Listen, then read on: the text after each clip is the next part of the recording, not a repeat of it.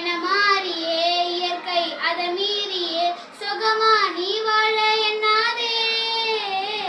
காற்றில் மசி ஏனுமா நிலைமை ரொம்ப மோசமா குப்பை கூலந்தான் தினபூமி தாங்க